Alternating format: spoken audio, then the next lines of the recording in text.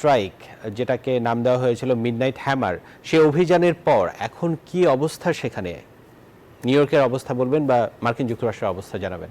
এখানে একটি ব্যাপার স্পষ্টভাবে বলতে হয় যে যে অবস্থার কথা আপনি এতক্ষণ ধরে সংবাদ মাধ্যমে আমাদের দর্শকদেরকে জানালেন, অর্থাৎ যুক্তরাষ্ট্রে বসবাসকারী এখানকার যারা মার্কিন নাগরিক, বাংলা ভাষাভাষী যে বাংলাদেশি আছে, তাদের অবস্থার কথা দর্শকদেরকে এখন আমি জানাবো।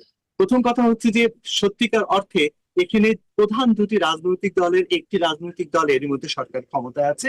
এখন ডেমোক্র্যাট যে প্রধান কমলা হ্যারিস সহ অন্যান্য যে রাজনৈতিক দলের যে প্রধান নেতৃবৃন্দ আছে, আপনি একটি বিষয় স্পষ্টভাবে উল্লেখ করে রাখি যে ইরানে এই বোমা হামলা নিয়ে তাদের কিন্তু কোনো ধরনের কোনো কথা নেই। কিছু কিছু সিনেটর এই বোমা হামলার ব্যাপারে কিছুটা শঙ্কাবোধ করেছেন যে সামনের দিনগুলোতে কি হতে যাচ্ছে বা কি হবে। কিন্তু মার্কিন নাগরিক যারা আছেন, যারা এখানে দীর্ঘদিন ধরে বসবাস করছেন,